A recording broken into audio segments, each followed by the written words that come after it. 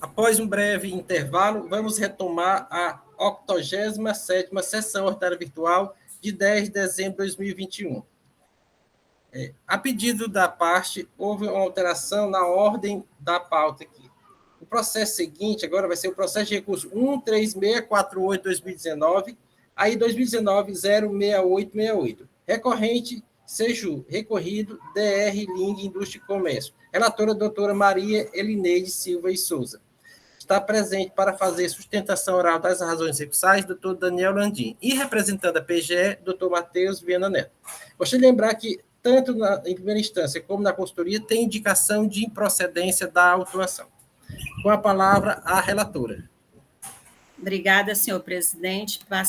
Renovo o bom dia a todos e, de uma maneira objetiva, passo ao relato do auto. O presente processo tem como objeto a acusação de lançar crédito indevido do ICMS, decorrente de devolução de mercadoria ocorrida fora do prazo legal. O agente do fisco indica como dispositivo infringido o artigo 674-A do Decreto 24569/97 e a penalidade prevista no artigo 123.2-A da Lei 2.670/96, alterada pela Lei 3.418, de 2003. Na informação complementar ao auto de infração, o agente do fisco esclarece que todos os dados utilizados nos levantamentos fiscais contábeis foram extraídos de informações fornecidas pela Secretaria da Fazenda e pelo contribuinte. O contribuinte é beneficiário do FDI Provim, termo de acordo 033-0198, dígito 2, válido até o dia 31/10/2023. A empresa está cadastrada no regime de recolhimento normal, enquadrada no CNAE de confecção de roupas íntimas, que identificou a existência de documentos fiscais escriturados como entrada na FD, com créditos fiscais de ICMS aproveitados em desacordo com a legislação tributária, que emitiu o termo de intimação número 2018-15-568 e solicitou a apresentação de justificativas para o aproveitamento do crédito, observando a legislação vigente. Anexou uma planilha com o nome relatório 03. O contribuinte atendeu e apresentou justificativas formais anexa nos arquivos esclarecimentos 161-22-019 e DR Fiscalização 2014-2015, 1601-2019. Ao analisar os argumentos apresentados pela empresa, concluiu pela identificação de crédito de ICMS aproveitados indevidamente, totalizando R$ 358.051,10, que os valores encontram-se nas planilhas relatório 03, conferência 01 e relatório 03, conferência 02. Alude ainda ao disposto no artigo 674-A do decreto 24569/97, acrescentado pelo artigo 1º, inciso 3º do decreto 32.548 de 2018, que as operações não obedeceram ao prazo de 60 dias e não receberam o selo fiscal de retorno de trânsito, de retorno no estado do Ceará. E aqui eu faço a observação que essa questão do selo foi somente nas operações de 2015. 2014, todas as notas fiscais que retornaram têm selo de entrada, tem o selo de saída e o de entrada. O autuado apresenta defesa tempestiva, argumentando que o artigo tido como infringido nem mesmo existia à época dos fatos geradores que ocorreram em 2014 e 2018. O artigo 674-A, único apontado como infringido, somente passou a integrar o ordenamento jurídico cearense no dia 15 de março de 2018, com a edição do decreto 32.548. Todos os créditos são legítimos, o próprio auditor fiscal reconheceu que essas operações são de devolução própria e correspondem a tentativas de vendas que não se efetivaram, que as planilhas relatório 03, conferência 1 e relatório 03, conferência 02, trazem a correspondência entre as notas fiscais de venda e a devolução. Argui a decadência parcial relativa aos fatos geradores ocorrida até maio de 2014, apresenta a resolução número 230/2018 da Quarta Câmara de Julgamento, decidindo pela improcedência em situação análoga. Finaliza requerendo a improcedência ou nulidade, considerando que os créditos são legítimos e de forma alternativa, apenas em observância ao princípio da preclusão, a realização de perícia. O julgador monocrático decide pela improcedência da acusação fiscal com os seguintes fundamentos: o artigo 155.2 da Constituição Federal, bem como o artigo 2º da Lei Complementar 87/96, determina que o ICMS incide, dentre outras bases econômicas, sobre a circulação de mercadoria, e que a efetivação da relação jurídico-tributária não basta a mera circulação física, mas jurídica, que envolva os atos de mercância e represente a transferência definitiva e onerosa da propriedade numa relação jurídica entre alienante e adquirente. Constam o registro de passagem das mercadorias nos postos fiscais da Cefaz, o imposto debitado pela ocorrência das saídas comprovada pelas notas fiscais emitidas e retornadas foi devidamente compensado pelo imposto creditado pelas notas fiscais emitidas. Alude também, afronta ao princípio da irretroatividade, no entanto, quanto à decadência, afasta com base no artigo 173.1 do CTN. E interpõe o reexame necessário, considerando o disposto no inciso 2º, artigo 27 e parágrafo 1º do artigo 94 do Decreto 32.885 de 2018. Intimado da decisão absolutória, o autuado apresenta contrarrazões ao reexame necessário, ratificando a manutenção da improcedência, bem como solicitando a intimação para sustentação oral. O processo é encaminhado à Cela de Assessoria Processual Tributária, emitido o parecer 29/2021, sugerindo o conhecimento do reexame necessário, negar provimento para manter a decisão absolutória proferida em primeira instância com os mesmos fundamentos do julgador monocrático. A parte apresentou memoriais, onde ratifica os pontos apontados na defesa. De forma sucinta, este é o relato, senhor presidente. Obrigado, doutora Elineide.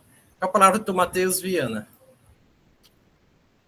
Muito bem, senhor presidente, senhores conselheiros, doutora Elineide, satisfação vê-la aí bem, muito bom, demais conselheiros, doutor Daniel também mais uma vez. Me parece que nesse caso aqui o doutor Daniel não terá grande trabalho, porque há um princípio básico nesse caso aí, que é a irretroatividade da norma, principalmente para exigir conduta. Quer dizer, a obrigação tributária acessória, ou qualquer obrigação que é imposta a alguém, ela não pode retroagir, a não ser em determinados casos muito excepcionais. Mas eu não poderia me conduzir, como é que o contribuinte ia saber antes da norma que teria que se conduzir de alguma forma, daquele jeito que a nova norma estabelece? É evidente que ele não poderia saber. Então, essa é a questão básica da irretroatividade da norma. Eu não sei, antes daquela norma ser produzida, eu não saberia como me conduzir em razão daquela nova norma que foi produzida. É evidente. No presente caso, a questão é do crédito indevido, a acusação, porque o contribuinte teria apropriado de crédito. Os únicos argumentos utilizados pelo agente fiscal são dois, que é do 674A, parágrafo 3º e 5º. O primeiro, um que trata de que a nota fiscal de devolução, no caso de retorno de mercadoria que não foi entregue ao destinatário deve ser selada. E o quinto é que, para que isso ocorra, tem um prazo de 60 dias. Essas normas foram produzidas após a ocorrência do fato, razão pela qual, sem maiores discussões de mérito, ela não poderia retroagir, já que não existe nenhuma outra afirmação por parte do agente fiscal, senão esses dois elementos, é evidente que, nesse caso, então, não há de ser aplicado. Até porque o crédito, não há dúvida de que a operação se realizou, o que houve foi teria ocorrido foi o mero descumprimento da obrigação tributária acessória, uma falta de selo, alguma coisa assim, mas não há dúvidas que as operações de retorno se realizaram, razão pela qual a Procuradoria entende que o caso, sim, é de manutenção da decisão singular com improvimento do recurso necessário. É isso, senhor presidente. Obrigado, doutor Matheus. Com a palavra, o doutor Daniel Landim.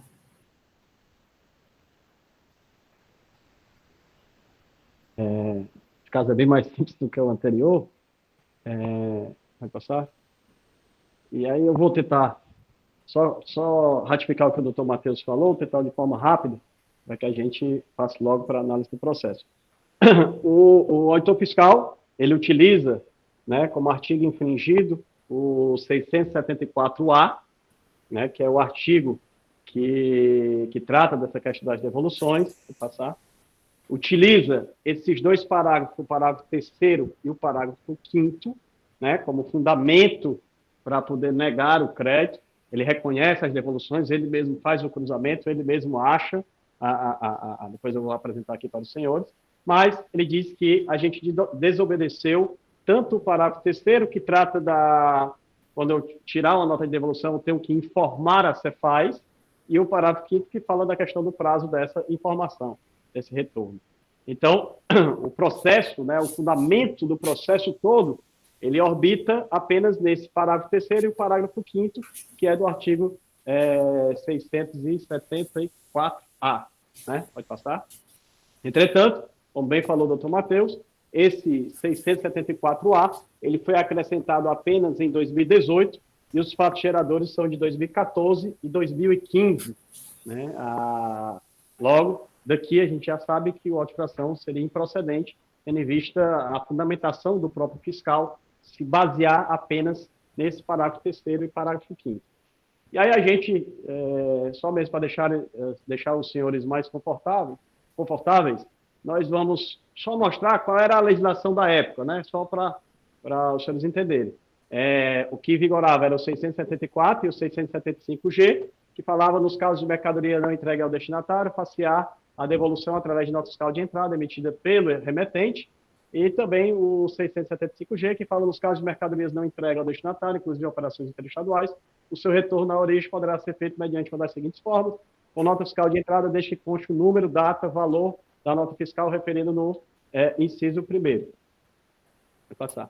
O próprio fiscal, no relatório dele, ele já faz esse cruzamento, né, da nota de devolução, o próprio fiscal já faz esse trabalho, então dispensa a gente ter que casar uma com a outra, que foi o próprio fiscal, ele coloca a nota de devolução, né, o motivo da nota de devolução, e coloca a chave de acesso das saídas. Ele mesmo já traz no relatório dele todo o cruzamento, já fazendo a vinculação da nota de saída na nota de entrada.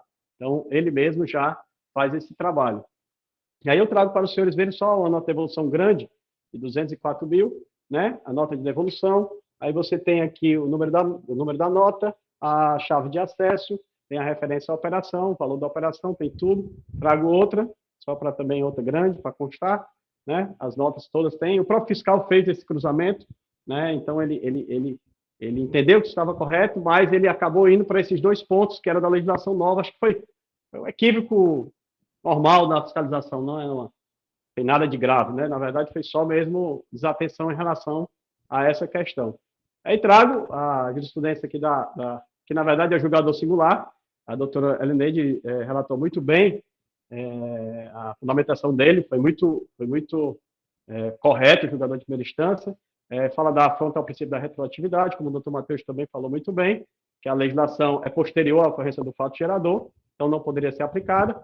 A célula de consultoria, né, o doutor Wellington, nosso presidente da terceira Câmara, também falou no mesmo sentido, que a fundamentação do auto especificamente está relacionada a esta lei, que ela é uma lei posterior ao fato gerador, né? E aí fala que deve ser, sim, procedente. Trago jurisprudência da primeira Câmara de Julgamento, que é também no mesmo sentido, dizendo que a legislação tributária aplica-se somente, imediatamente, aos fatos geradores futuros, como o doutor Matheus bem falou.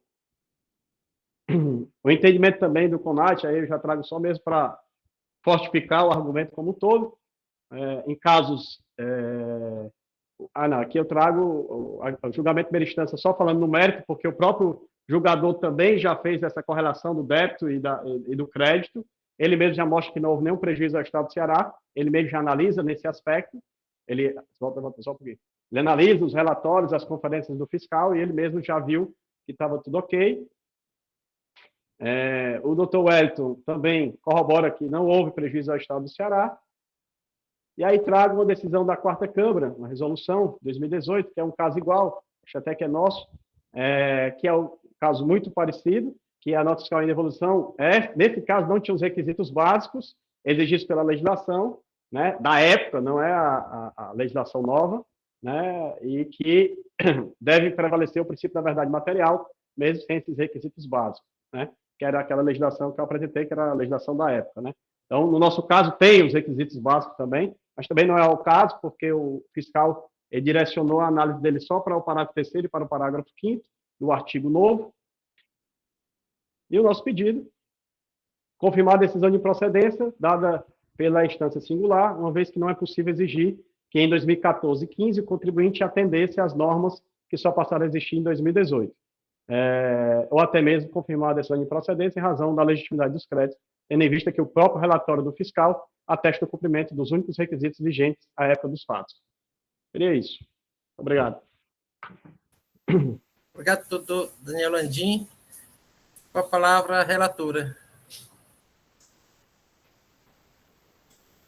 Doutora Leite. Senhor presidente, com relação à questão do cumprimento, o próprio exercício 2014, o próprio agente do fisco traz todos os selos de saída e o retorno, um a um, faz esse batimento. Só ele... E em 2015 foi que ele conjuga a questão do prazo e a ausência do selo de retorno. Mas os fundamentos aí eu me acosto ao julgador monocrático. Eu ressalto que a maioria não, as notas são para empresas, então era para contribuinte. Tem aquela questão de que deveria ter feito uma nota, mas a empresa sequer recebeu a mercadoria, o problema foi esse. Então, por isso que veio com a própria nota que saiu, que foi e voltou. Só isso. Doutora Leite. Senhores, mais algum debate? Estão aptos a votar? Então, que é uma matéria bastante simples, né? Assim, as provas gostadas. Então, vamos ao julgamento. Doutora Leite, como vota? Eu conheço do reexame necessário, nego o provimento e confirmo a decisão absolutória exarada em primeira instância. Doutor Henrique? Presidente, acompanha a relatora. Doutor Leilson? Com a relatora, presidente. Doutora Andeline? Com a relatora, presidente. Doutora Jusileide? Com a relatora, senhor presidente. Doutora Lourdes? Com a relatora, presidente. Então, a segunda Câmara, após encerrada a votação, verifica a improcedência do lançamento, conforme vota a relatora, em consonância com o parecer e manifestação oral do representante da douta PGE. Esta decisão para este processo. Está fluindo mais rápido agora, viu, senhores? Agora anuncio o terceiro processo, também a pedido da parte, terceiro processo em votação vai ser de autoria do doutor Henrique Gereissati. É o processo de recurso 13651-2019, aí 2019-06727. Recorrente, Seju, recorrido DR, Lind, Indústria e Comércio. Na verdade, é Del Rio, né, doutor? Del Rio, GRI, né? Para fazer sustentação oral, doutor Daniel Landim, representante do Estado, doutor Matheus Viana Neto. Teve uma improcedência pela instância e uma recomendação de nulidade pela consultoria tributária. Com a palavra o relator.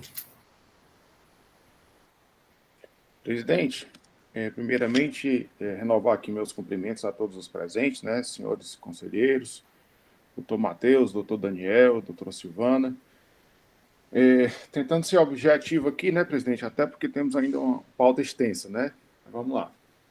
O presente processo trata da acusação de omissão de informações em arquivos eletrônicos ou nesses informar dados divergentes dos constantes dos documentos fiscais. Segundo o relato da auto-infração, o acusado informou com divergência dados de documentos fiscais por ele emitidos no mês de fevereiro de 2014, que terminaram por repercutir no recolhimento mensal do ICMS, infringindo assim os artigos 285, combinado com o artigo 289 do Decreto 24569, com penalidade prevista no artigo 123.8L da Lei 12.670, alterada pela Lei 16.258 de 2017, resultando na cobrança de ICMS no valor de R$ 45.016,59 e multa de R$ 3.207,50. E a multa aqui aplicada seria aquela de 2% do valor da operação, limitada a 1.000 FIIs, né? Ele fez esse enquadramento. A empresa foi intimada a se manifestar sobre as diferenças apuradas conforme o termo de intimação 2018-155568, tendo reconhecido verbalmente que as informações constantes nos documentos fiscais divergem das informações apresentadas no espécie fiscal. O caso em questão, senhores, na realidade são duas notas fiscais, né, que foram emitidas no mês de fevereiro de 2014. Essas notas fiscais são notas fiscais de vendas interestaduais, com destaque de ICMS. E por ocasião da escrituração desses documentos, a empresa não levou o débito do ICMS para a escrituração. Ele lançou as notas fiscais, mas não registrou o débito, né, não levando esse valor para ser apurado. Então, não houve, de fato, o recolhimento do ICMS destacado nessas notas. Em sua impugnação, a defesa requer que seja declarada a improcedência do lançamento tributário, entendendo que não foi observado pela autoridade autuante o prazo decadencial para a constituição do crédito tributário, conforme disposto no artigo 150 do CTN.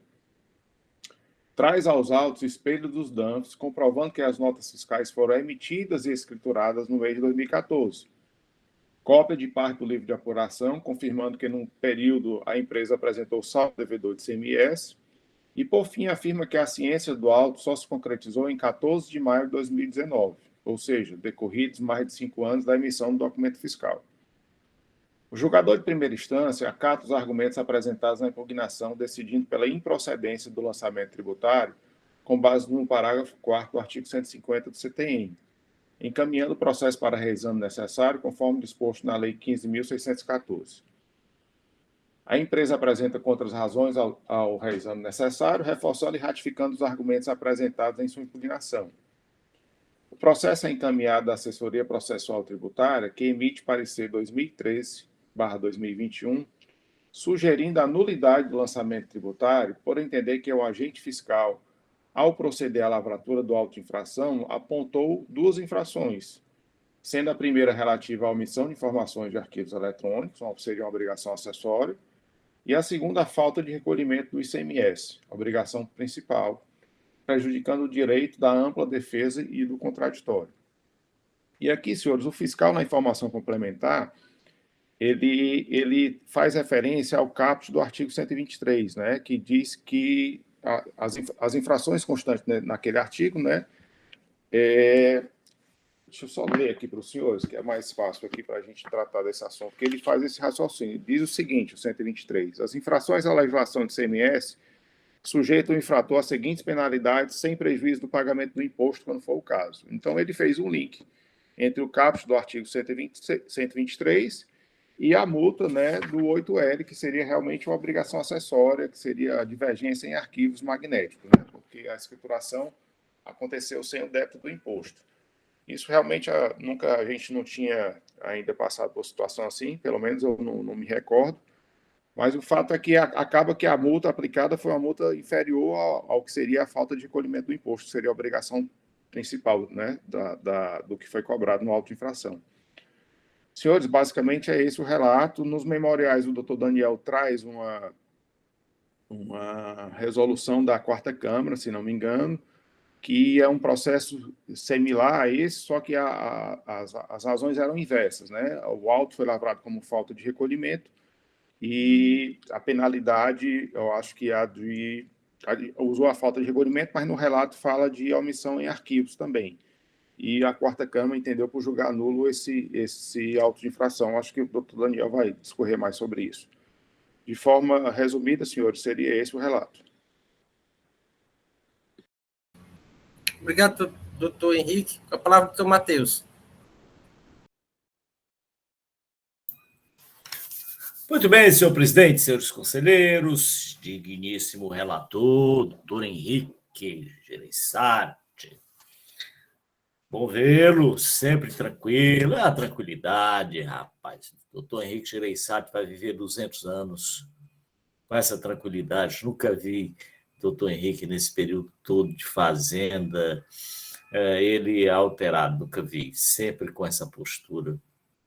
200 anos ou mais. Bom vê-lo. Relato claro, preciso, não há muita discussão nesse processo, por duas razões. A primeira é que a questão da decadência pode ser declarada porque... E aí cria uma situação, são 2 lançamentos, realmente, no auto de infração. Tem um referente ao descumprimento da obrigação tributária acessória, que é a omissão de informações no livro, e tem um que é o decorrente da falta de recolhimento da nota fiscal emitida, que não teria sido recolhido o imposto. Então, aí nós teríamos 2 infrações. Parcialmente, em relação à questão do descumprimento da obrigação acessória, não teria ocorrido a decadência, porque a obrigação acessória, o prazo decadencial, começa a ocorrer a partir do exercício seguinte. Mas, em relação à obrigação principal, ICMS, não teria ocorrido a decadência. Mas, no entanto, e aí esse é o problema do auto de infração, em que o julgador singular entendeu pela improcedência, é que teria ocorrido a decadência. Para ambos porque, veja, num só lançamento nós temos 2 infrações. Se é possível de ser feito, é. Tem nenhum problema que num único auto de infração o agente fiscal diga, identificamos falta de recolhimento do imposto, identificamos o descumprimento de obrigação tributária acessória, identificamos essa infração, desde que cada uma dessas infrações estejam perfeitamente identificadas, estejam claras. Não há nenhum problema, não há invalidade do auto de infração, do lançamento, conter mais de uma infração. Não há absolutamente nenhuma alteração. Então, nesse aspecto, não haveria problema, não seria caso de nulidade. Mas o problema é que, em relação às infrações que foram apontadas, aí sim, nós não podemos declarar que ocorreu parcialmente a decadência. Não, parcialmente do lançamento ocorreu a decadência, porque, veja, ele não separou cada um dos lançamentos, ele misturou o lançamento. Esse é o problema. Não há como separar a decadência de um e de outro, porque ele fez as infrações em um único descrição, em um único fato. Então, sem mais delongas, senhor presidente, o caso é, sim, de declarar a decadência e não improcedência. É declarar o que ele fez, é declarar a decadência do crédito tributário e não improcedência. Me parece que a retificação que deve ser feita no julgamento singular é só essa. Quanto à nulidade, exatamente por ele não ter identificado precisamente cada uma das infrações, não ter separado com suas características próprias, seria caso também de se declarar nulidade por conta disso.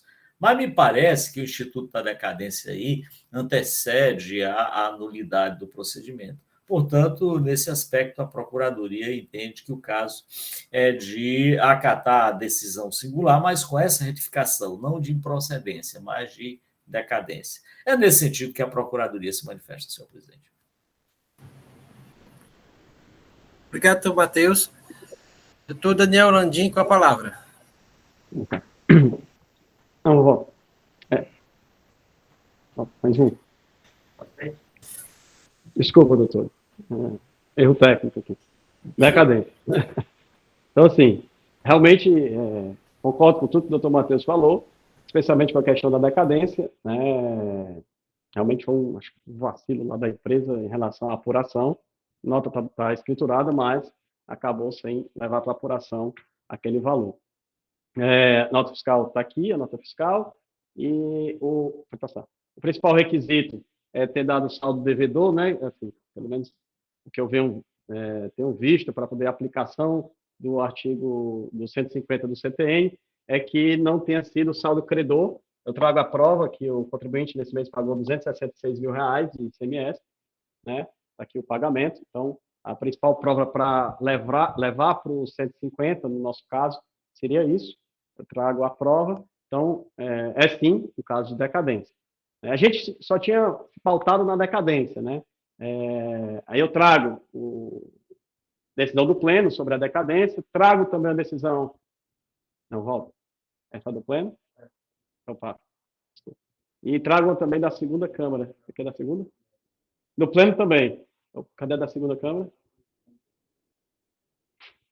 Então, aqui no pleno, em relação a deixar de recolher o ICMS no valor de 40... É muito alto, aí eu estou perdendo a memória. Então, deixar de recolher ICMS, também do pleno, R$46 mil, decadência, previsto no 150, parágrafo 4º do CTN. Pode passar. E aí a nulidade do parecer, que eu não tinha alegado, foi o doutor Wellington que levantou essa questão, né? Ele fala que ele não concorda com a decadência, mas ele fala que o que está em desalinho é o fato do auditor ter lançado o imposto não recolhido e cobrado a multa pela omissão de informações em arquivos eletrônicos. Duas infrações distintas do mesmo auto, né? E aí, por isso, pode passar, o doutor Wellington ele fala que são duas infrações distintas que não poderiam estar no mesmo auto de infração da forma que foi feito, como o doutor Matheus bem mencionou, porque ele acaba misturando os lançamentos. Trago a decisão da quarta Câmara, que o doutor Henrique falou, acho que no memorial também eu junto, que fala o quê? A divergência de premissa fática que aponte infrações diversas ocasiona o cessamento do direito de defesa do contribuinte por ausência de clareza e precisão da ação fiscal, que enseja a decretação de nulidade. A autuação apontou como infração a falta de recolhimento de ICMS e atribuiu ao contribuinte infração decorrente da falta de extração de notas fiscais, ocasionando o cessamento ao regular direito de defesa por se tratar de tipos infracionais diversos, como bem mencionou o doutor Matheus. E aí, os pedidos, quer confirmar a improcedência ou declarar a extinção pela decadência, como o doutor Matheus falou, alternativamente, reconhecer a nulidade, e aí eu trago só esse último caso, a gente tem uma decisão recente aqui da segunda Câmara, até nossa, que não sei se, doutor Leo, você lembra daquele caso que a gente tinha sido autuado por falta de selo, e ele colocou também um imposto, cobrou também um imposto como falta de recolhimento. E nesse processo, até foi unânime essa decisão, está aqui, que a gente acabou, os senhores decidiram para excluir a cobrança do imposto, porque a ação só se tratava de falta de selo e acabou excluindo o imposto. Então, é um caso muito parecido com o nosso. Então, pode voltar. Então, nós teríamos 3 pontos de pedido para ser analisado, doutor Franzé, se chegar no segundo. O primeiro seria a questão da decadência, o segundo, a questão da nulidade, conforme o parecer da Procuradoria e do doutor Wellington. E, em último caso, se nada disso aqui for aceito, a gente afastar a cobrança do imposto, igual à decisão recente aqui da segunda Câmara, que a gente, nessa infração, a gente afastou a tributação e deixou somente a multa. É isso. Obrigado, doutor Landim. Senhores conselheiros, o processo está em debate, as questões foram postas aí, a parte faz 3 pedidos. Critério dos senhores aí na decisão. Doutor Henrique Gereissati com a palavra. Senhores, eu gostaria de trazer aqui, na realidade, 2 questionamentos, e até para escutar o doutor Matheus em relação a isso também. Primeiro, em relação à decadência do lançamento, né? Nós entendemos que, realmente, quando o lançamento é por homologação, né, se aplica a regra do 150. Mas, nesse caso, eu até pergunto, doutor Matheus, porque a escrituração não ocorreu de forma devida, né? Ele emitiu a nota fiscal, escriturou, mas não levou o ICMS a débito. Então, o primeiro questionamento que eu trago aqui para para nós discutirmos seria se isso realmente não seria um lançamento de ofício com a aplicação da regra do 1731. Diferente do processo que o doutor Daniel trouxe aqui nos autos, que é um processo de crédito indevido, onde a Câmara Superior reconhece a decadência com base no 150, né? Mas ali no crédito indevido, ele lança o crédito efetivamente no meio de apuração. Então, aquele valor foi colocado para a secretaria, né? Não houve alteração daquele valor e a secretaria teve acesso a essa informação. Diferente dessa situação, que, embora a nota tenha sido emitida na data, assim, fora do artigo 150, mas a escrituração não ocorreu da forma devida, né? Então, houve um erro. Então, a primeira situação seria essa. E com relação à nulidade, como o doutor Matheus bem colocou, eu realmente vejo que é uma inovação, que ele colocou aqui duas situações, né? Ele relata como se fosse uma divergência de arquivo, mas usa o caput do artigo 123 para cobrar o imposto, né? Como o doutor Matheus colocou, é possível que isso seja feito. Não acho que isso, em momento algum, atrapalhou a defesa, né? A defesa é bem clara, bem objetiva, traz as notas fiscais, sabe o que está tratando, né? Apresenta, inclusive, um espelho dessas notas fiscais. Realmente houve um erro por parte da empresa a não escriturar o débito dessas notas fiscais, embora tenha sido uma operação de venda e o imposto foi destacado, né? Então, não vejo prejuízo com relação à defesa, nem ao contraditório em relação ao que foi colocado, né? Na realidade, a empresa até se beneficiou, porque a multa nessa situação, o que deveria ter acontecido, seria a multa de falta de recolhimento de uma vez o valor da operação. E o que foi aplicado foi a multa de 2% limitada a 1.000 FIIs. Então, seriam esses dois fatos que eu gostaria de trazer para discutirmos aqui com relação a esse processo, e até pegar a opinião do doutor Matheus também em relação a isso. Obrigado, doutor Henrique. Doutor Matheus, quer se manifestar agora ou quer esperar mais os debates?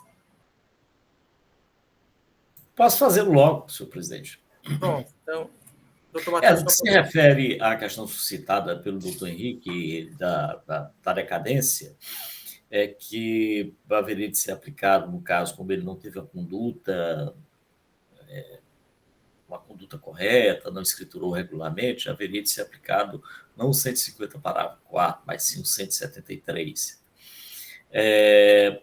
Ocorre que há duas, como eu referi anteriormente, há dois fatos no único lançamento. Um fato é o descumprimento da obrigação tributária acessória, que aí, nesse caso, o prazo decadenciário do artigo 173.1 começa a contar a partir do exercício seguinte, então não teria ocorrido a decadência. E outro caso é a falta de recolhimento, em que ele declarou, etc., emitiu a nota fiscal, pode até não ter registrado, mas essa questão de não ter registrado é irrelevante, mas ele declarou isso, né? Para fins de contagem do prazo decadencial. E o prazo decadencial, nesse caso de falta de recolhimento, não. É o lançamento por homologação, aplica-se o lançamento por homologação, porque ele declarou, ainda que não tenha cumprido com aquela obrigação de registrar. E nessa hipótese, o caso é de aplicação do 150, parágrafo 4. Então, vejam, nós tivemos a situação em que uma parte do lançamento, e foi isso que me referi, uma parte do lançamento estaria alcançado pela decadência e outra parte não. Isso poderia ser feito tranquilamente, poderia fazer essas separações, se ele e a agente fiscal, no momento da autuação, tivesse feito isso de forma separada. Feito o primeiro lançamento e o segundo, descrito o primeiro fato e descrito o segundo fato, ou seja, tivesse identificado precisamente cada uma das infrações. Mas ele resolveu transformar isso numa só infração, num só fato. E é isso que causa, então, a casa acaba por contaminar a questão da decadência. Você vai aplicar a decadência parcialmente no único lançamento, quer dizer, no único fato descrito misturado. Eu acho que isso não pode. Mas, além disso, e aí entrou o segundo ponto, ainda que fosse afastada a decadência, nós teríamos a nulidade do lançamento exatamente por conta da falta de uma descrição típica de cada um desses fatos. Ele não pode misturar. Ele pode, no único lançamento, no único auto de infração, escrever várias infrações e cobrar ICMS separadamente, de modo que o julgador, né, possa assim, identificar e dizer, não, aplica para esse caso essa sanção, ou não aplica, se para esse outro caso aplica-se sanção, ou não, etc., ou improcedência. Ou seja, o que faltou ao agente fiscal nesse caso foi exatamente essa especificação, esse detalhamento de cada uma das infrações. Ele misturou as infrações. Essa é a razão pela qual, ainda que não fosse acatada a decadência, haveria de ser acatada a nulidade do lançamento. Então, mais de entendimento da Procuradoria, repita, no sentido que, ao caso, deve ser aplicada a decadência. Não há razão para não fazê-lo exatamente por conta da contaminação que uma descrição acaba causando na outra. É isso, senhor presidente. Obrigado, doutor Matheus. Doutor Daniel Landim, em face à notícia da PGE, o senhor quer fazer alguma acréscimo, notificação? Doutor presidente, só mesmo para lembrar também do terceiro pedido, mas o doutor Matheus já esclareceu tudo, não consegue estragar. Obrigado, doutor Daniel Landim. Senhores, o processo continua em debate. Eu creio que todos nós temos posições afirmadas que... Doutor Leilson, quer falar? Doutor Leilson, com a palavra. Presidente, é bem rápido aqui a minha manifestação. Acho que até o doutor Landim trouxe aí precedente dessa Câmara, né, de afastamento da cobrança do imposto e resultando somente na imposição da multa, né, e tornando esse auto parcial procedente. Na verdade, a autuação toda, ela não confunde as infrações.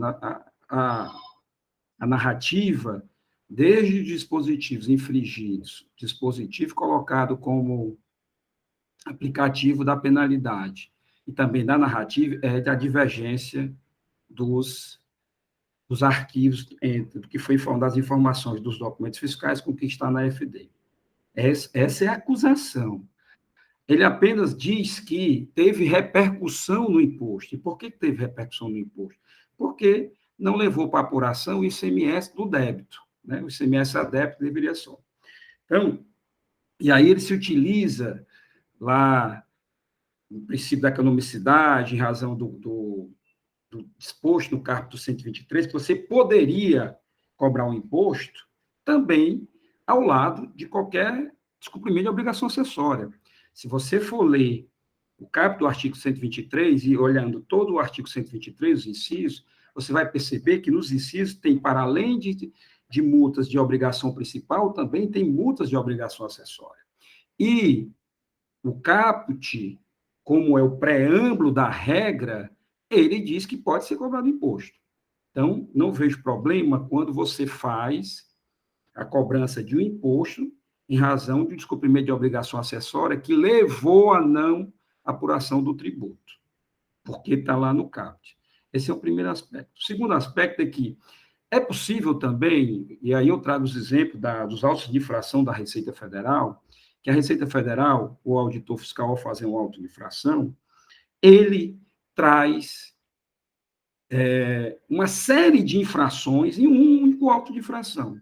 Só que ele divide, lá nas razões da autuação, caracterizando o que é cada infração. Olha, essa infração decorreu, faz uma auto de infração de 1 milhão, 100 mil foi porque a empresa não apresentou a declaração da DCTF, aí bota lá, faz toda uma narrativa em relação a isso. 300 mil é em razão de falta de recolhimento de imposto de renda, já que se utilizou de despesas fictícias, tal, e faz uma narrativa em relação a isso. Então, no presente caso, eu afasto também o ICMS, é que ele não trouxe nenhuma narrativa em relação a essa conduta da falta de recolhimento, apenas disse que teve a repercussão do imposto, mas não temos aí a segurança de uma reapuração, de verificar quanto é que foi devido, quanto é que seria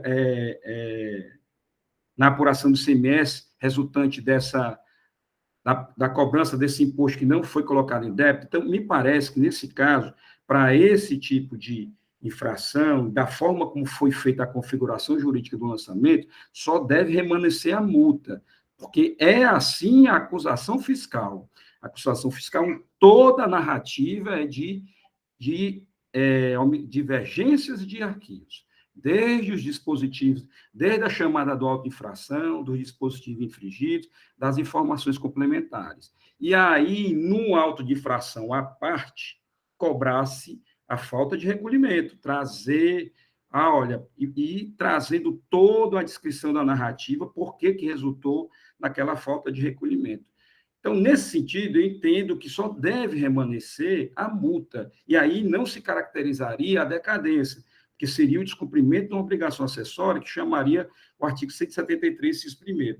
Nós temos precedentes nessa Câmara decidindo dessa forma. Então, nesse caso, me parece que deve ser excluído do lançamento o valor do imposto, remanescendo somente a multa em razão da divergência que foi levada a efeito entre o que foi informado nos documentos fiscais e o que está na FD. Então, seria parcial procedência, remanescendo só a multa.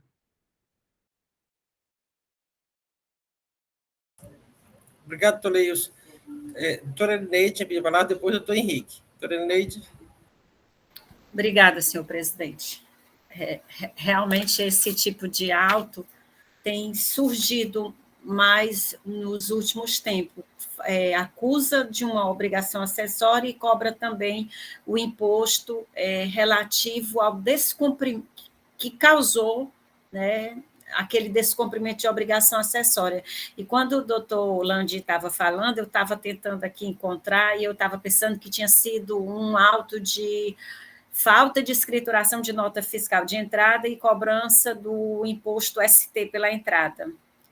Mas aí ele lembrou aí que foi um selo e a gente retirou o imposto. Realmente, o doutor Leilson, ele observou bem, quando a gente vai para o relato do auto, tanto a chamada do auto, quanto os artigos infringidos, quanto a penalidade e o próprio relato do agente do fisco é de omissão de arquivo eletrônico.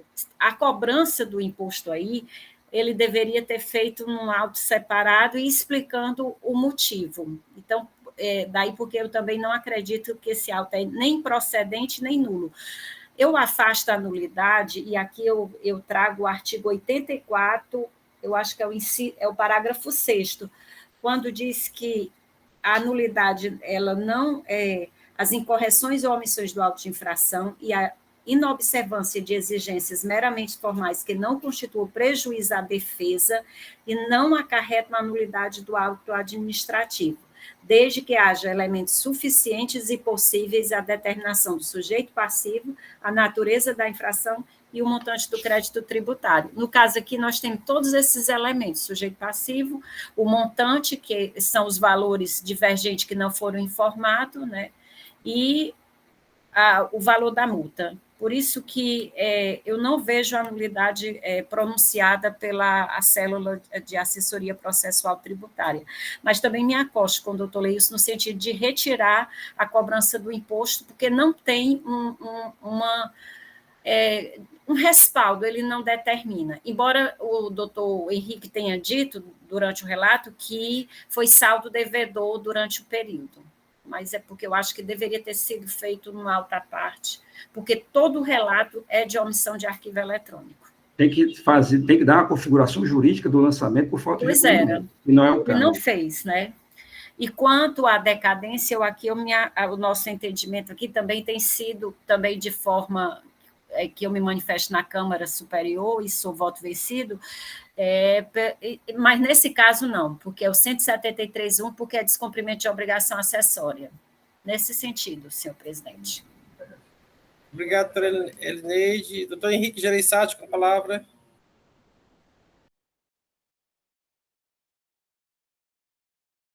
Sem áudio, doutor Henrique.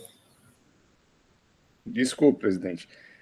Só um esclarecimento em relação a esse fato aqui da chamada do auto, tá certo? Logo na folha de rosto do auto, ele fala realmente a omissão de arquivos eletrônicos, né, divergência, mas já ali ele já coloca, né, que as divergências dos documentos fiscais terminaram por repercutir no recolhimento mensal do ICMS, motivo pelo qual lavramos o presente auto para a cobrança do imposto devido.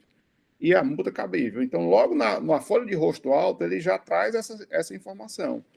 E na informação complementar, ele é bem claro em relação a isso, né? Ele faz referência ao caput do artigo, inclusive, tem um parágrafo em negrito que ele traz. É necessário atentarmos ainda que a divergência de informações amplamente demonstrada nesse relato impactaram diretamente no recolhimento do ICMS devido pelo contribuinte em sua apuração mensal, uma vez que os valores do ICMS destacados nos documentos fiscais em questão não foram informados como zero, portanto, também informados com divergência no SPED. Então, ele colocou esse chamamento, realmente, né? Mas, a todo instante, ele sinaliza que houve realmente a falta de recolhimento do imposto e traz o 123, né? Numa situação normal, aqui a empresa, na realidade, teria sido beneficiada porque foi aplicada uma multa menor, né? Mas ele, todo momento, ele lembra isso, já na chamada, que ele está cobrando o imposto porque houve falta de recolhimento daquele ICMS referente àquelas duas notas fiscais. Então, só para deixar isso claro, senhor presidente. Obrigado, doutor Henrique. Senhores desejam debater mais? Doutora Lourdes? Obrigada, presidente. Doutor Henrique, nós temos, talvez, essa dificuldade, eu realmente desconheço que exista uma orientação específica para como um lançamento desse tipo deveria ser feito, né? Individualizando exatamente o que seria falta de recolhimento e descumprimento de obrigação acessória. Não só no Fisco Federal, mas o Estado da Bahia, né, e o Estado de São Paulo, eles têm, inclusive, formulários apropriados para isso. Então, quando isso permite, inclusive, uma facilidade maior para os casos em que a empresa reconhece parte daquele lançamento, e isso facilita para efeito de pagamento, né, pagamento parcial ou ainda de adesão a planos de recuperação fiscal. Me parece que talvez a falta de um formulário específico, não necessariamente de um regramento, tenha nos trazido essa conjugação de infrações no mesmo auto. Eu pergunto, existe algum regramento para os auditores de que esse lançamento teria que ser feito num auto apartado? Porque, como o senhor ressaltou, ele não deixa de chamar a atenção para a falta de recolhimento, ele trata das duas infrações. Era isso, doutor Henrique. Eu ainda não estou me sentindo confortável com o tema. Doutora Maria de Lourdes, eu realmente desconheço assim, que alguma normatização com relação à auditoria, né?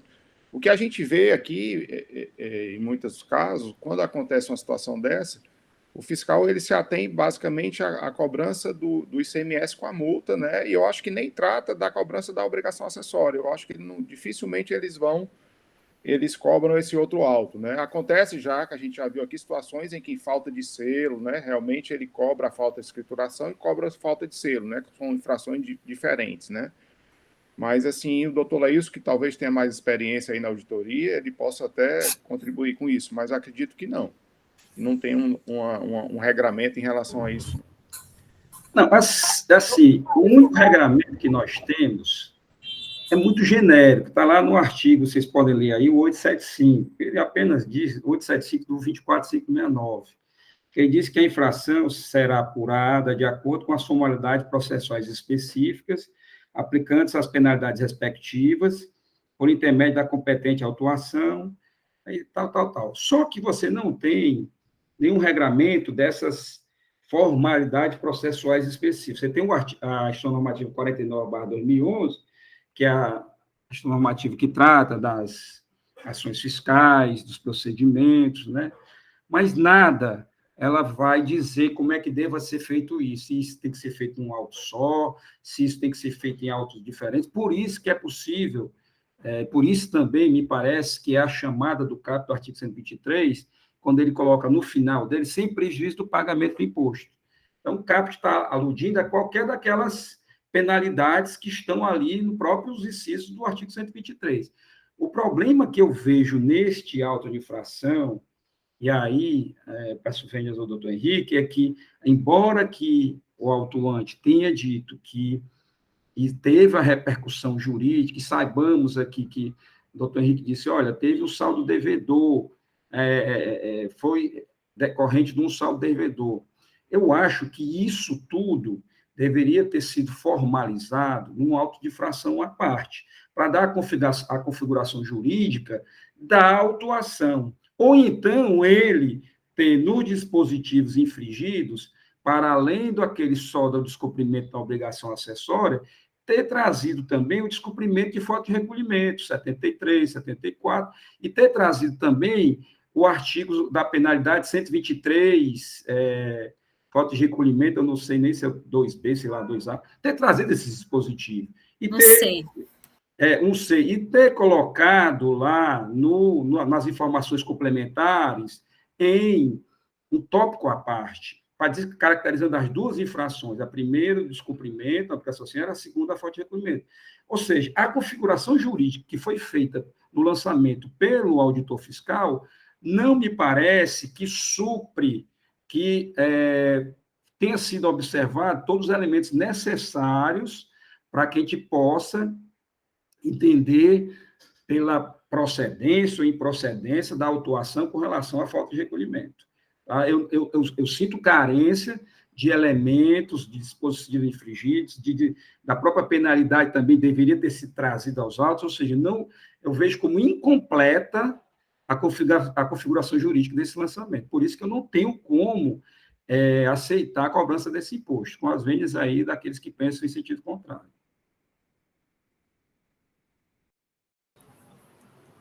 Obrigado, doutor Leils. Doutora Luz, quer falar ainda? Não, presidente. Senhores, estão aptos a votar o processo? Eu vou colocar em votação. Doutor Henrique, como vota? Presidente, eu acho que a gente teria que separar a votação aqui, né? Primeiro a decadência e depois... Isso, a ordem é decadência, caso não passe, voto pela nulidade, ou superar as duas, para o último pedido do doutor Daniel Landim. Pronto. Então, próximo a decadência. Com relação à decadência, presidente, aqui com a devida vem ao nosso professor aqui, doutor Matheus, e até a posição da Câmara Superior, que a gente, aqui, normalmente essa Câmara tem sido voto vencido, né? Eu entendo ainda, não mudei minha posição, embora tenha havido recolhimento no mês, como o doutor Daniel colocou, quando a gente traz o saldo devedor é mais para comprovar isso, mas eu entendo que se trata realmente da aplicação do artigo 1731 do CTN por haver um erro na escrituração fiscal aqui, que realmente, no meu entender, não seria um lançamento para homologação, e sim um lançamento de ofício. Seria essa a minha posição, senhor presidente. Doutor Leilson. Presidente, eu vou afastar a decadência pelo 173.1 também, só que eu entendo que só caberia a decadência, só referência à questão do descumprimento da obrigação acessória, que eu entendo que é o único que deve ser mantido na autuação, por isso que eu afasto o base no artigo 173.1 também. Doutora Aneline. Presidente, levando em consideração o que foi posto aqui, que o auto, apesar de tratar da obrigação principal, é de obrigação acessória, eu voto com o relator. Doutora Jusileide.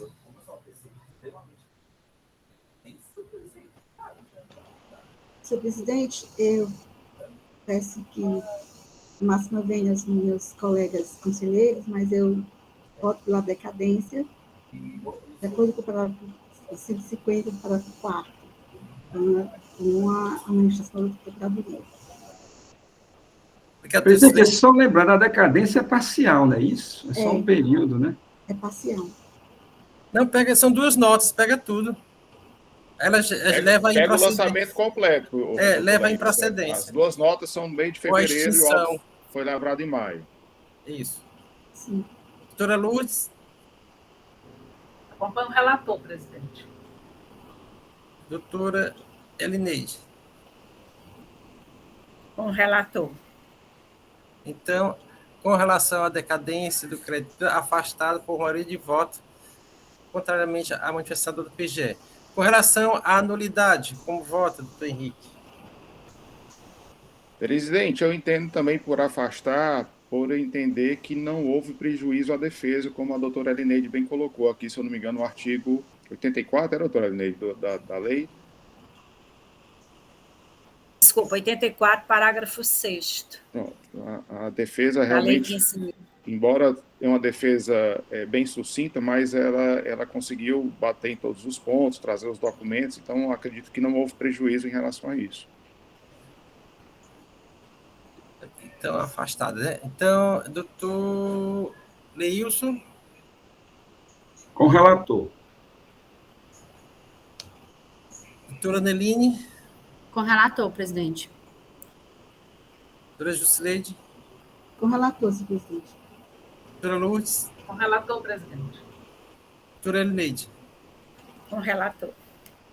Então, a Câmara também rejeita o pedido de nulidade citado pela parte. E com relação, e no mérito agora como vota, doutor... Presidente, eu voto por receber o reexame necessário, né, negar-lhe provimento, né, e aqui, como coloquei, a todo instante, assim, o auditor, ele realmente inovou ao fazer isso, mas ele traz a cobrança do imposto desde da folha de rosto do auto-infração e nas informações complementares também, né, trazendo até 2 ou 3 parágrafos que tratam só disso e falando da aplicação do artigo 123 caput. Então, voto pela procedência do auto-infração. Procedência, não é isso? Isso. Aí cobra CMS e multa 2% sobre o valor, né? Isso, a multa limitado ao que foi colocado, né? Doutor Leilson. Presidente, eu vou pedir vendas ao nobre relator, querido amigo Henrique Gereissati, mas entendo que a configuração do jurídico do lançamento só permite a cobrança da multa, por isso que eu afasto o imposto e voto pela parcial procedência, só mantendo a multa de 1.000 FIIs. Doutora Aneline. Com o primeiro voto divergente, presidente. Doutora Jusileide. Com o primeiro voto divergente, senhor presidente. Doutora Lourdes. Acompanhar a divergência. E doutora Elineide. Com o primeiro divergente. Então, a segunda Câmara, por maioria de votos, conhece recurso da provimento em parte para reformar a decisão de primeira instância, declarar parcial procedência da autuação, com exclusão do imposto, mas manutenção da multa correspondente contida no artigo 123.8L da Lei 12.670/96, limitada a 1.000 UFIs. Não é isso, doutor Leilson? Contrariamente à manifestação do doutor PGE. Por ter proferido o primeiro voto divergente e vencedor, fica designado para lavrar a resolução doutor Leilson Oliveira Cunha. Esta decisão para este processo.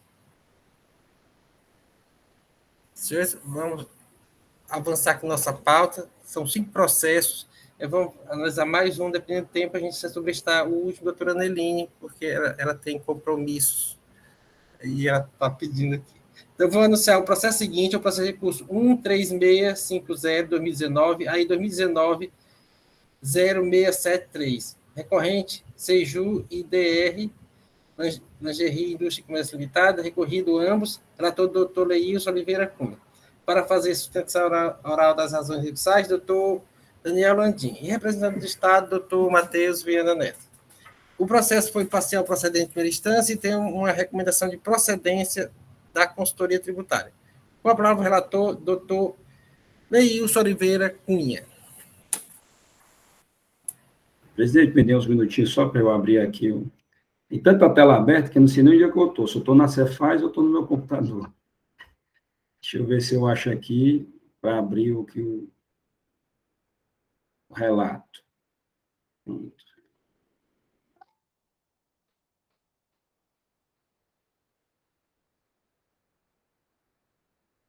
Eu confesso que eu estudei esse processo ontem à tarde e noite, fiz o relatório até antes de ir para o estádio. Aí fui para o estádio, aí esqueci tudo. Eu não leio. Comemorou a vitória. Se eu não ler de novo, eu não lembro, não. Qual o número do auto-infração? O auto-infração, doutor Matheus, é 2019-06730. Na pauta, ele é o quinto processo, é o último. É o 727. É 2019-06730. 730. Ah.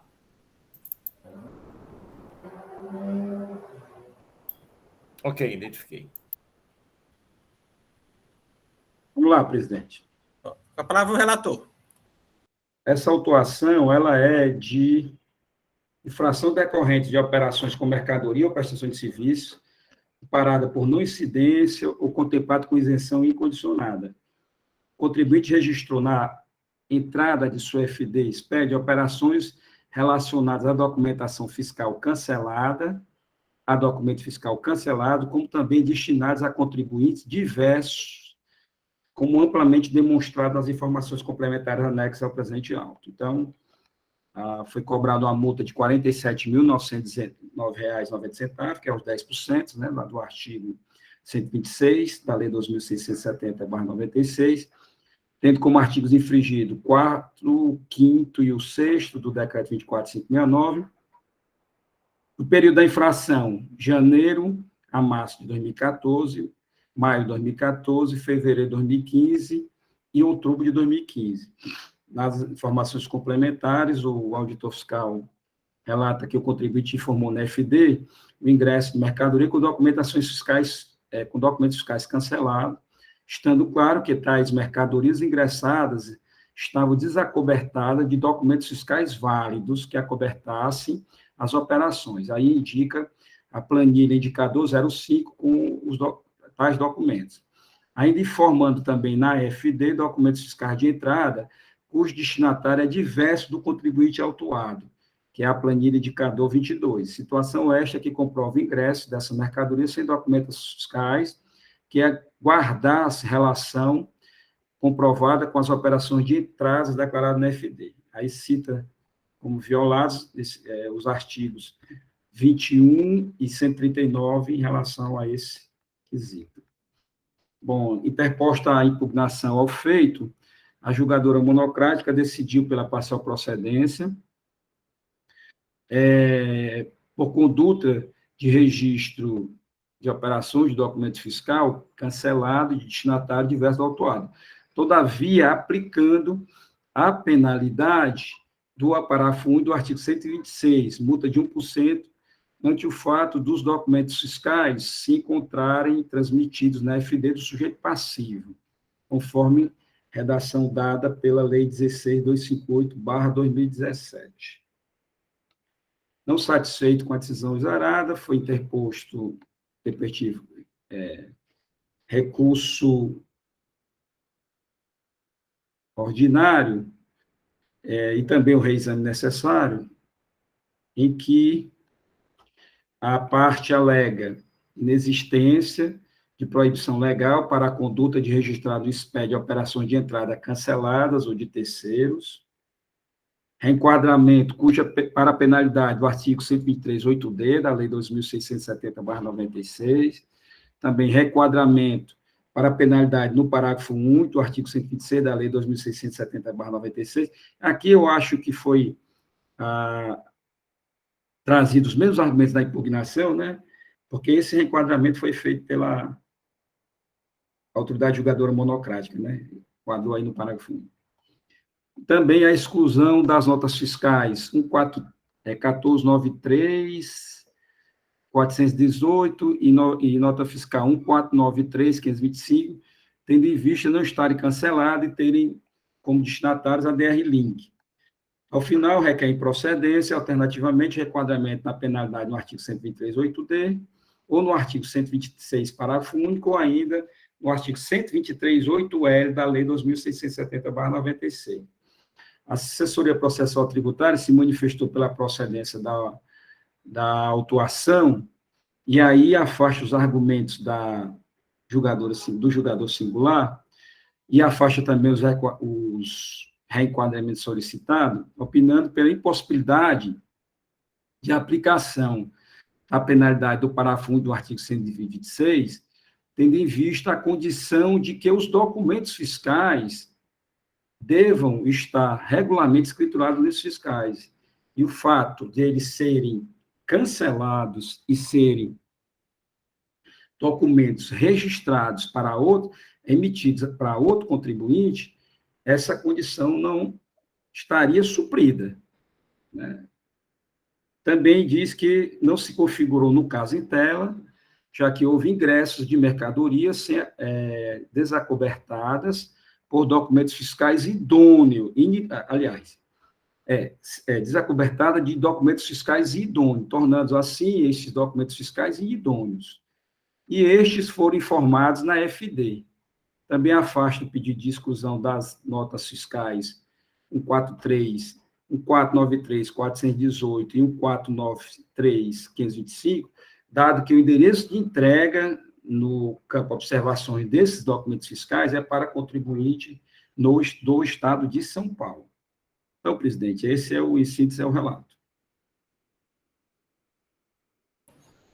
Obrigado, doutor Leilson. Cobrar, doutor Matheus.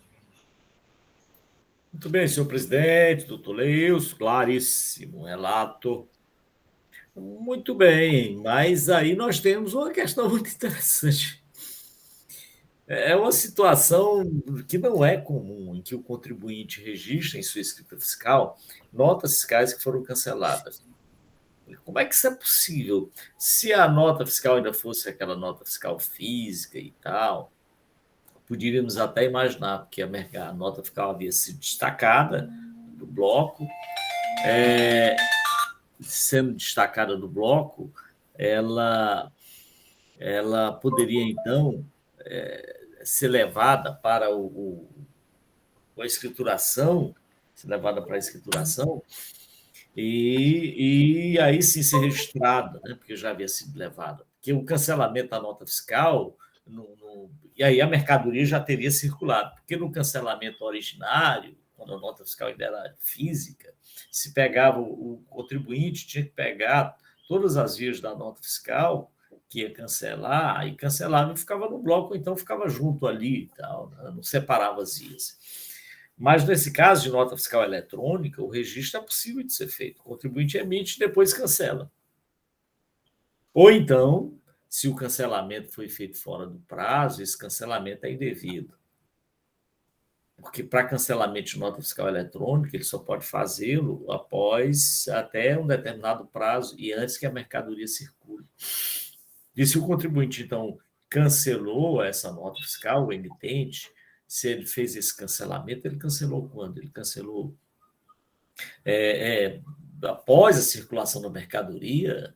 Como é que aconteceu esse cancelamento, afinal, para o destinatário escriturar?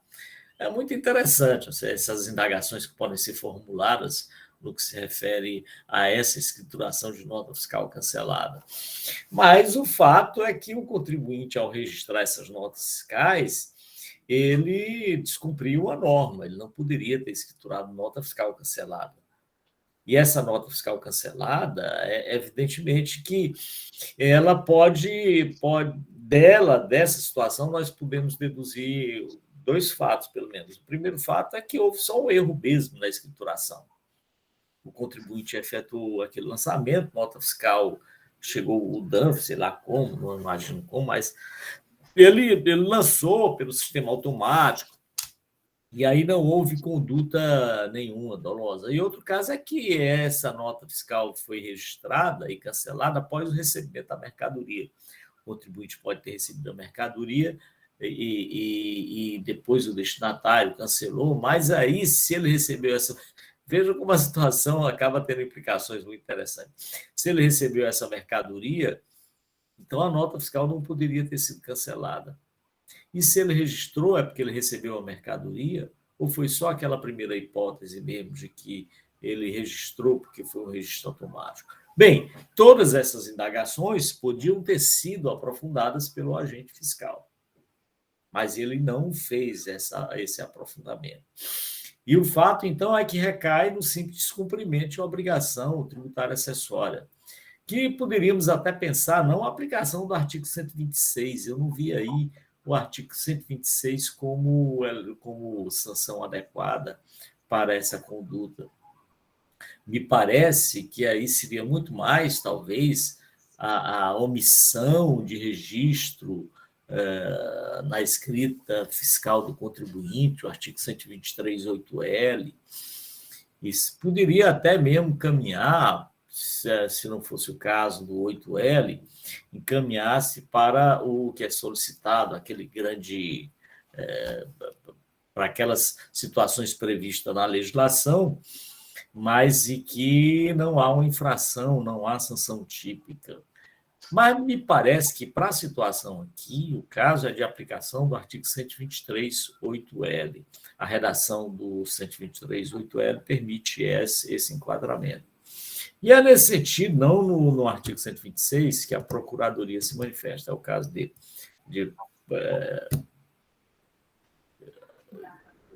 procedência da acusação, no caso de procedência da acusação, com manutenção da sanção do artigo 123.8L. É nesse sentido que a Procuradoria se manifesta.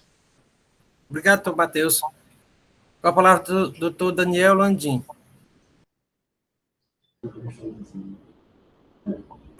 Antes de mais nada, vou tentar contextualizar, doutor Matheus, porque quando a gente olha para a situação, assim, parece assim, você pensa logo que o contribuinte fraudou, né? Porque você coloca uma nota fiscal cancelada, uma nota fiscal de terceiro, destinada a terceiro, você colocou ali dentro, e você vai estar querendo fraudar, está querendo se acreditar, né? Mas o primeiro ponto bem interessante é saber que não houve crédito de nada, certo? Eu posso dizer assim, na verdade, assim, entre aspas, assim, seria burrice a palavra, né? Foi um erro aqui, que eu vou mostrar para os senhores, assim, que todas as notas tinham relação com a empresa, né? Mas ela acabou lá na contabilidade, devia estar lá, e eles vão voltando para dentro. Eu vou mostrar para os senhores, não sei, assim, umas coisas assim que você olha, você não vê que não tem má fé, que você não se acreditou de nada, não tem benefício nenhum, então você acabou errando mesmo, colocando. Por isso que a gente vem falando da questão da linha D, né, que seriam outras faltas, que é tão absurdo, é tão sujeito, como o senhor disse, que na verdade não tem nem uma penalidade específica para o caso.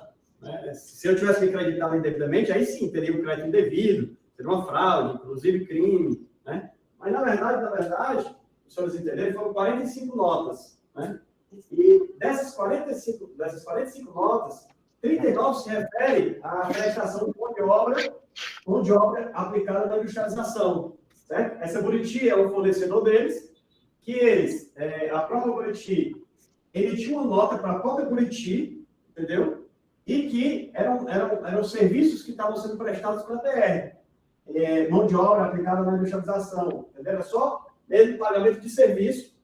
E a DR acabou colocando essas 39 notas para dentro. Erro mesmo, entendeu? Assim, loucura mesmo.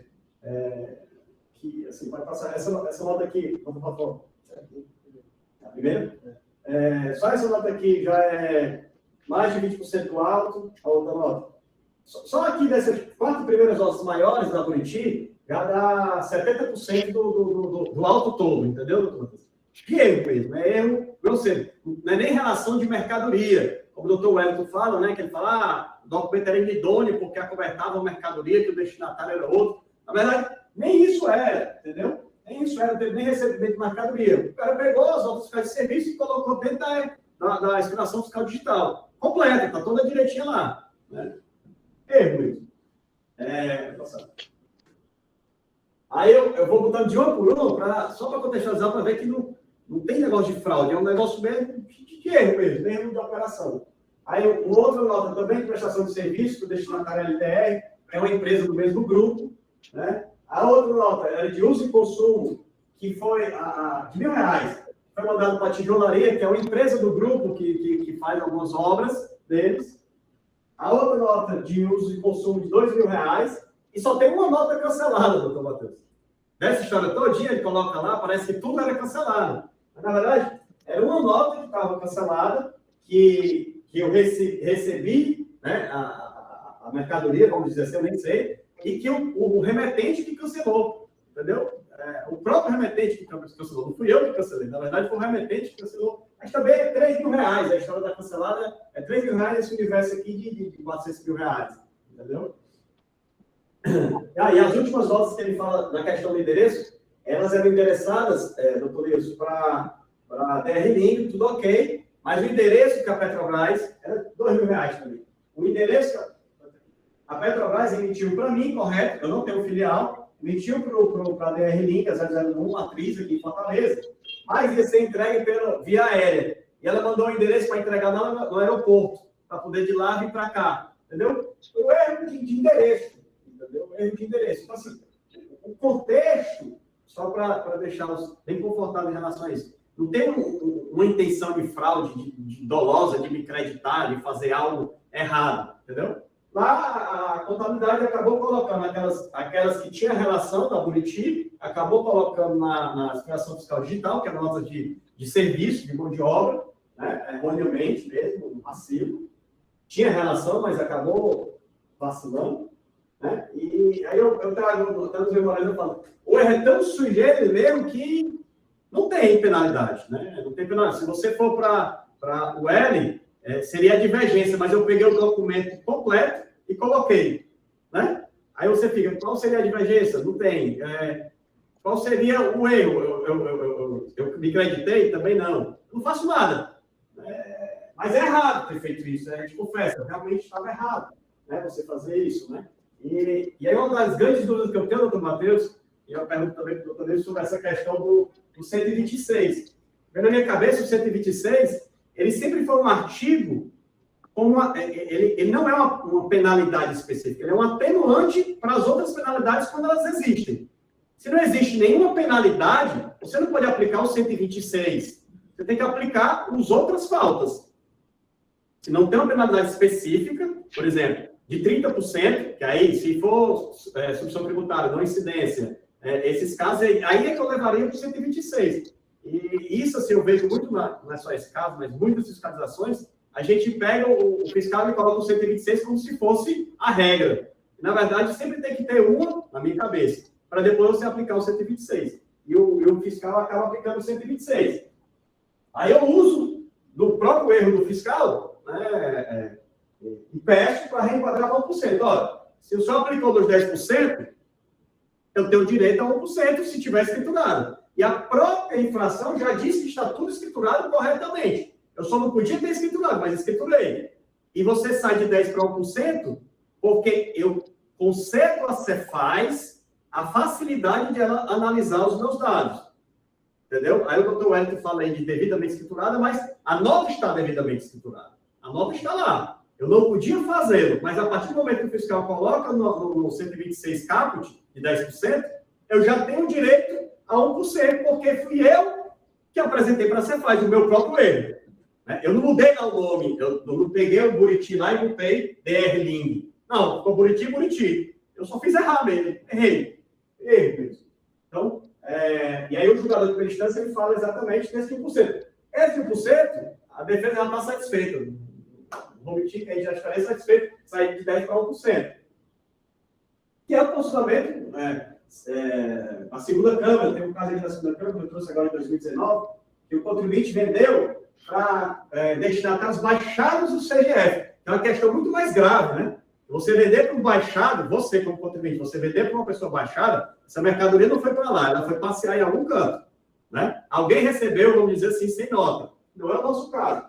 E a segunda Câmara reenquadrou para 1%, porque eu que vendi para baixado, eu que cometi, vamos dizer assim, o erro de ter vendido para um contribuinte baixado, foi para 1%. A Câmara daqui, né? Foi por unanimidade de votos, né? Todos da segunda Câmara votaram nesse sentido e baixaram de 10% para 1%.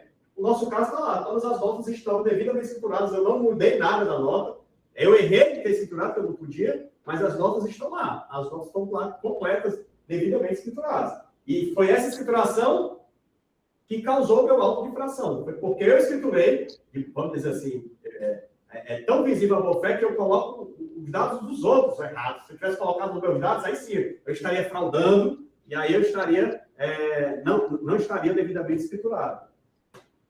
E o outro é o recolhimento da penalidade para 200 UFIS, porque, ao nosso ver, o 126 ele só se aplica, né, quando é caso de atenuar alguma penalidade maior, ele é um atenuante, não uma penalidade específica, e aí a gente traz também a decisão aqui da terceira Câmara, de emissão de documento fiscal para contribuinte não identificado, que também é muito pior. Eu emiti para o contribuinte não identificado e foi aplicado as 200 UFIs.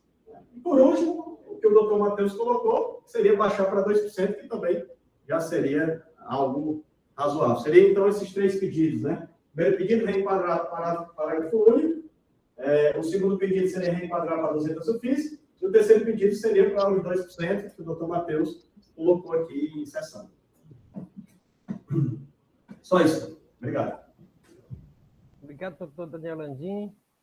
Senhores, o processo está em discussão. Presidente,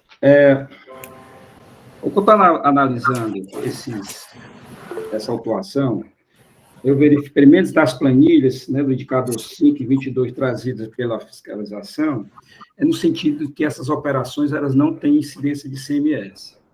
Aí eu entendi que por isso que o fiscal aplicou o artigo 126, né, no CAPT, que é aquela que diz que infrações decorrentes de operações que já tenha sido retido por substituição tributária, ou isentas ou não tributadas, né, se aplicaria os 10% de multa. Então, eu entendi que esse foi o fundamento da aplicação do 126, porque as operações são de entradas, estão escrituradas, uma por destinatário diverso, que é o destinatário de São Paulo, né, da empresa lá de São Paulo. Então. E as outras, a grande maioria, é em função de que esses documentos tinham sido cancelados pelos emitentes. O ajuste CNF 07/2005, é bom que a gente tenha presente que a escrituração de notas fiscais canceladas, ela só é pertinente para os contribuintes emitentes, e com razão apropriada de selo. Porque se eu sou um emitente de um documento fiscal, eu emiti e eu o cancelei, eu tenho que levar para conhecimento do fisco, na minha declaração que eu fizer no outro mês, né, das operações ocorridas no mês anterior, que houve uma operação pretensa de venda, de emissão, mas aquela operação ela foi descontinuada, e eu fiz o cancelamento daquela operação.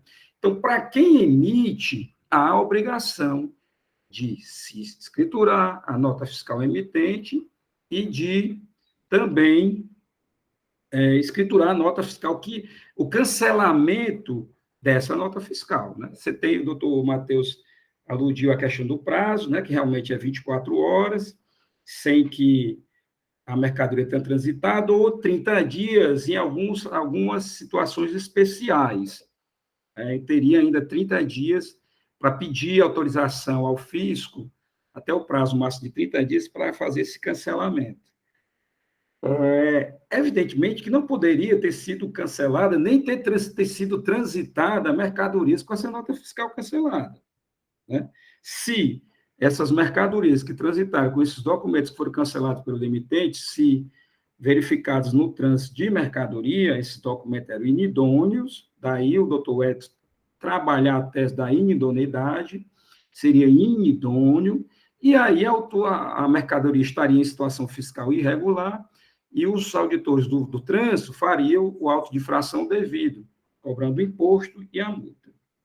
Mas no nosso caso aqui, nós já temos, primeiro, de minha parte, a consciência de que não poderia ter sido escriturado.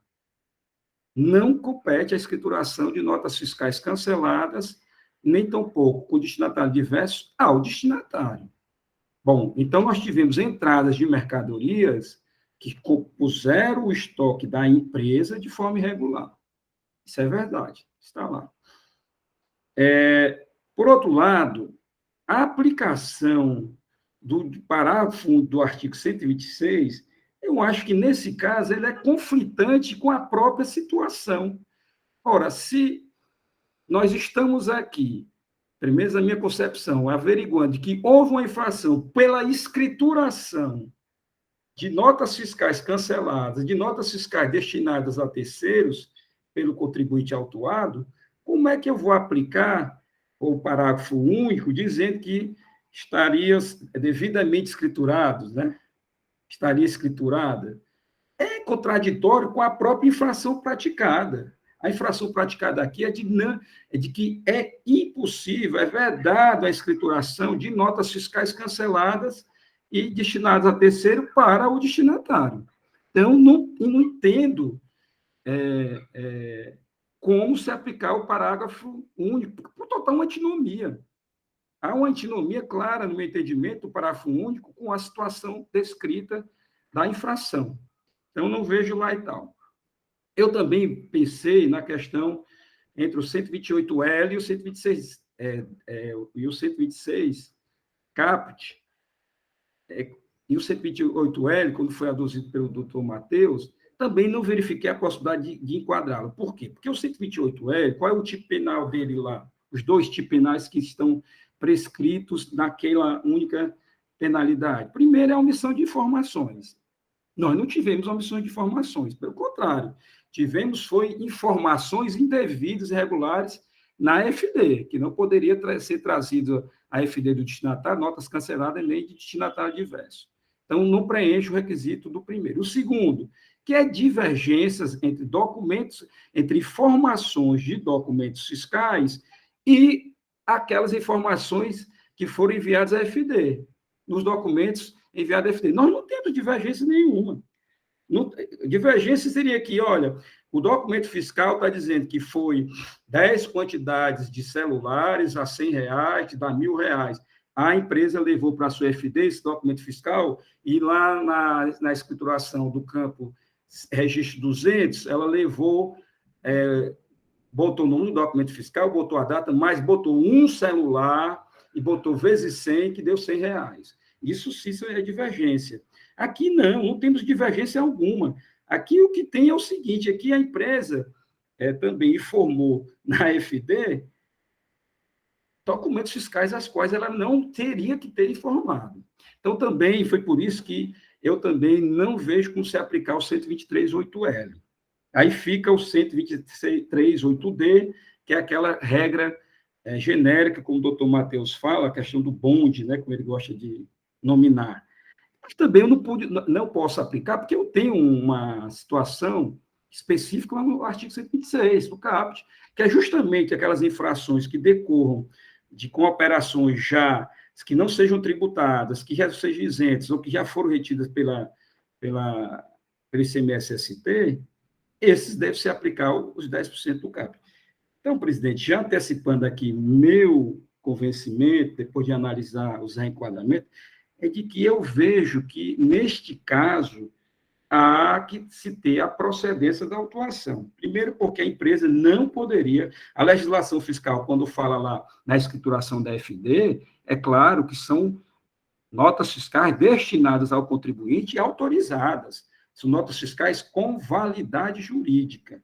Não se pode escriturar o destinatário notas inválidas juridicamente. Então, eu vejo na manutenção e sem o reenquadramento também no parágrafo único, qualquer que seja o fundamento, total antinomia do que está descrito no parágrafo único com a infração praticada, que era justamente essa escrituração indevida, né, na sua FD.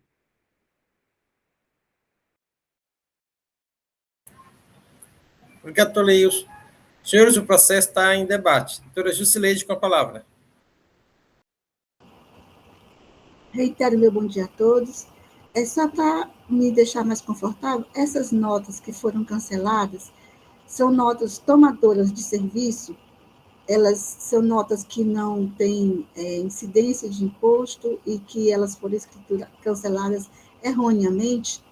É essa a questão? Assim, como se elas não... o tomador... São notas tomadoras de serviço... Não, doutor Juscelino, são notas fiscais amparadas com operações de ICMS, apenas não tem a tributação, não tem ICMS destacado nos documentos fiscais. Certo, então não é de tomador de serviço, é de contribuinte mesmo de ICMS. É isso? Ok. Obrigada, senhor presidente. É só esse que é o meu questionamento. Doutor Daniel, quer fazer algum esclarecimento adicional? Era só para responder a doutora. Na verdade, doutora, só tem uma nota que foi cancelada. Desse processo todinho, uma nota de R$3.000 que eu mostrei. Entendeu? O resto, né, essa briga sobre a história da cancelada, ela envolve uma nota só que foi cancelada pelo emitente e foi escriturada na minha empresa. E as outras, a principal que eu mostrei ali na apresentação, todas eram de serviço, que não tinha ICMS, nossos fiscais de serviço, entendeu? Que eram destinadas a um prestador de serviço meu, que era uma relação que eu tinha com ele. E a gente acabou escriturando por erro nosso, entendeu? É só para justificar isso, ficar claro. Porque a gente está falando da história da cancelada, mas a cancelada é uma nota. É uma nota que representa, dentro do todo, menos de 1% dessa confusão toda. O resto, o mesmo que é relevante, são notas de serviço, que a Buriti emitiu para a própria Buriti, mas que tinha relação comigo. E acabei escriturando equivocadamente. E aí, por isso que a gente trata que ela está devidamente escriturada. Sabe? É porque, nesse caso, ela tem que ser escrituradas para o município, então, não seria ser escriturada para o Estado. Confere? É isso mesmo? Aí, erroneamente, a empresa escriturou na SPED, na FD. O senhor está... Nesse caso, ela poderia escriturar se ela fosse destinatária, mas não ia ter nenhuma repercussão no ICMS, porque como é nossa escala eletrônica, eu posso escriturar lá, ou também posso levar para quem prestou o serviço aqui, como é nossa aqui, para o tributo nossa aqui. Obrigado, doutor Daniel. Senhor, esse processo está em debate. Quer dizer mais se manifestar? Então, não havendo... Doutor Leilson, quer falar alguma coisa? Sem áudio.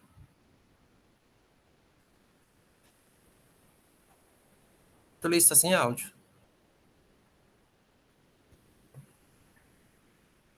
Continua sem áudio. Presidente, é que eu estava com problema aqui no áudio, mas assim, eu adentrando aqui numa das notas fiscais, tá? Uma que tenha maior tipo de... exemplo, a nota fiscal 989, ela tem 92 mil, o valor dela é R$ 92.100,39, tá? Ela foi emitida pela Buriti Serviços de Confecções, tá? Então, a Buriti diz assim, mão de obra aplicada na industrialização referente às notas fiscais de retornos, números 978, 979, 980, 982, 983, 984, 985, 986, 987, 988. Então, são operações que são alcançadas pelo ICMS. Foram remessas que foram feitas pela DR para que essas empresas beneficiassem, industrializassem, fizessem qualquer coisa e retornava essas notas fiscais para a DR. Então, veja, se eu tenho que... São operações, seja de beneficiamento, de industrializações, tá certo? Que são operações no âmbito do ICMS, embora que não tenha destaque do ICMS. Mas são operações que estão no destaque do ICMS. Embora que a Buriti tenha emitido essas notas fiscais para ela mesma, tá? Então, a Buriti, ela está aqui como emissora, ela prestou o serviço da industrialização efetuada, né, por outra empresa, ou seja, a DR deve ter efetuado essa industrialização, e a Buriti, o que ela fez? Ela emitiu essa nota fiscal, como ela sendo emissora e, ao mesmo tempo, sendo destinatária, né? E aí, ela deve ter encaminhado essa nota fiscal para a DR, para a DR poder ter lançado lá na sua FD. Então, são todas operações de âmbito de ICMS, é isso que eu disse. Embora que não tinha destaque do ICMS, essas operações, elas foram alcançadas pelo ICMS, são operações do âmbito do ICMS. O fato de não ter o destaque do ICMS, que seja por algum beneficiamento de diferimento do tributo, alguma coisa, não. Mas o que eu disse antes é que essas operações, elas estão no âmbito do ICMS. Elas não são operações do ISS. Pelo menos as que eu vi em amostragem, eu trouxe apenas um agora aqui com uma amostragem, era nesse sentido, né?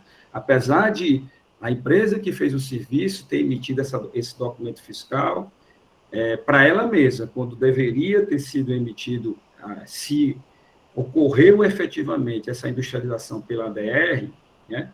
A ADR é que deveria ter emitido uma nota fiscal de saída dessa industrialização. Ou se foi a industrialização feita pela Buriti Serviço, né? Então, a Buriti Serviço, ao fazer essa, como é que eu posso dizer, essa industrialização, ela deveria ter emitido esses documentos fiscais, cujo destinatário deveria ter sido a ADR. E o que nós temos aqui é que a própria Buriti, que é uma confecção, fez a emissão de uma nota fiscal para ela mesma. É isso que eu disse antes, por isso que essas operações são alcançadas, são no âmbito do ICMS, não é no âmbito do ISS, é no âmbito do ICMS, embora que não tenha o destaque do imposto. Pelo menos nas que amostragens que eu vi.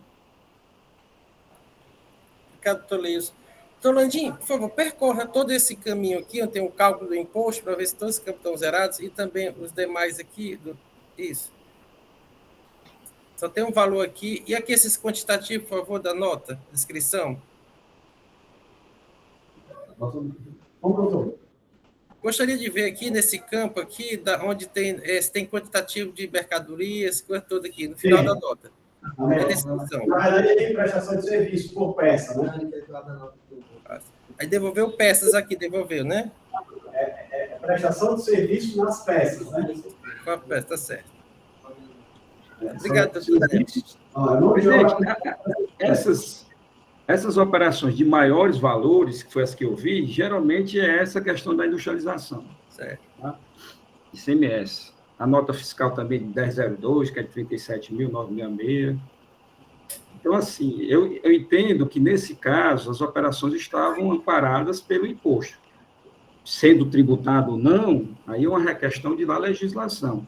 Mas elas não seriam uma operação que é da incidência do ISS, mas sim do ICMS, sem a tributação por algum motivo da legislação. Obrigado, doutor Leilson. Doutora Jusilei, depois doutora Elineide. Obrigada, senhor presidente. Não, o que eu vejo aqui é o seguinte, pelo que eu entendi, no meu pensamento, que essas notas, elas deveriam ter sido remetidas para a industrialização. A Buriti, após ter o produto acabado, teria que ser retornado para a empresa destinatária, sendo que a empresa, ela que deveria emitir a nota fiscal de retorno, e a Buriti teria que emitir a nota fiscal de serviço, do serviço acabado que ela tinha prestado.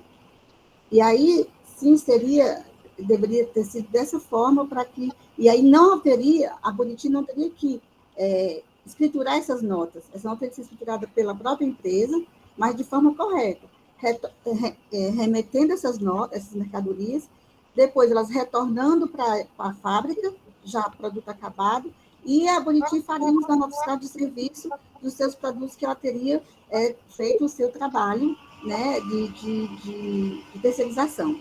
Então, assim, eu acredito que esse deveria ter sido o procedimento, e a Buriti erroneamente praticou essa emissão dessas notas indevidamente. É o que eu estou sentindo aqui em todo esse sistema. Obrigada, senhor presidente.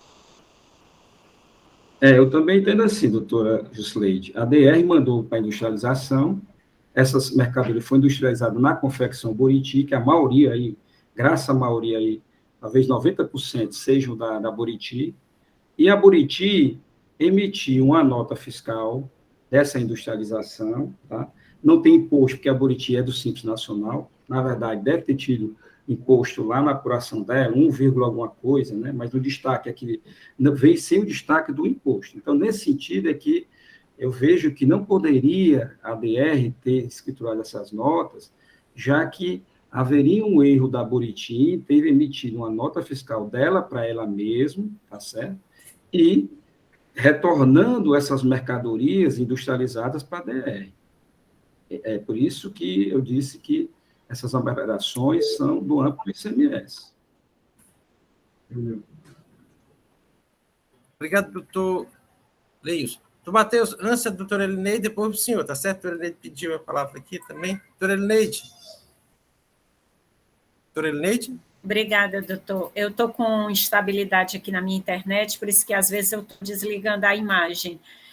Na realidade, é exatamente só para ratificar isso que o doutor Leilson disse. Isso foram remessas para a industrialização, que deveria ter tido retorno de industrialização. E o que aconteceu foi que foram canceladas lá pela Buriti por algum motivo, ninguém sabe o motivo. O fato é que a DR não deveria ter escriturado essas notas e escriturou. Mas era só mais assim no sentido de ratificar o entendimento que o doutor Leilson está dando. Não sei se o doutor Matheus vai trazer alguma luz diferente. Obrigado, doutor Matheus, com a palavra. Senhor presidente, senhores conselheiros, a discussão é boa, sempre é boa, mas acho que a gente pode objetivar. E a gente objetiva fazendo o seguinte, olhando o que é que diz o auto de infração. Eu vou lá para o auto de infração e vou ler para os senhores. O contribuinte registrou nas entradas de sua escrituração fiscal digital operações relacionadas a documento fiscal cancelado, como também destinado a contribuintes diversos, assim como amplamente demonstrado nas informações complementares. Ou seja, qual é a acusação? É a escrituração indevida de documentos. Quando o sujeito escreve indevidamente o documento, eu sugeri a aplicação do 123.8L, até porque por falta de uma sanção mais específica para esse fato em si. 123.8L, que seria uma espécie de omissão, divergência e tal, né? Então, fazendo um conceito um pouco elastecido. Mas o fato é que nós não temos na nossa legislação uma sanção específica para essa conduta do contribuinte. Esse é um fato. E insistir em querer enquadrar em alguma coisa, eu fiz. Até pela 123.8L e tal. Mas, na verdade, há de ser aplicado, sim, aí não vejo como não fazê-lo, a disposição contida, diante de toda essa argumentação, trata a disposição contida no artigo 123.8D. É o bonde, não tem.